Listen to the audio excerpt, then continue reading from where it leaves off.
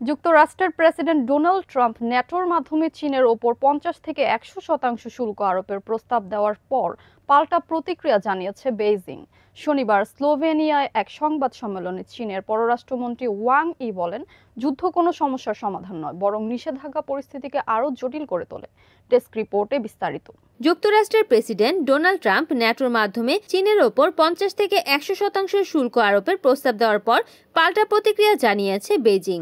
শনিবার স্লোভেনিয়ায় এক সংবাদ সম্মেলনে চীনের পররাষ্ট্রমন্ত্রী ওয়াং ই বলেন, যুদ্ধ কোনো সমস্যার সমাধান নয়, বরং নিষেধাজ্ঞা পরিস্থিতিকে আরও জটিল করে তোলে। তিনি জানান, চীন কখনো যুদ্ধে অংশ নেয় না বা তা করার পরিকল্পনাও করে না, বরং সংলাপের মাধ্যমে শান্তিপূর্ণ সমাধান খুঁজতে উৎসাহ দেয়। ওয়াং ই বহুপাক্ষিক সহযোগিতা জোরদার করার আহ্বান জানিয়ে বলেন, ইউরোপ ও চীনের মধ্যে প্রতিদ্বন্দ্বিতা নয়, বন্ধুত্ব ও সহযোগিতা থাকা উচিত।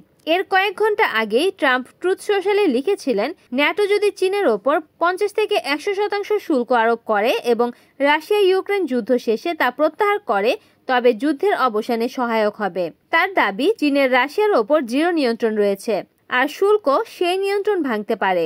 সম্প্রতি ট্রাম্প চীনা প্রেসিডেন্ট শি জিনপিংকে আমেরিকার বিরুদ্ধে ষড়যন্ত্রের অভিযোগে অভিযুক্ত করেন, তবে পরে আবার বলেন, চীনা নেতৃত্বের সঙ্গে তার ব্যক্তিগত সম্পর্ক খুবই ভালো।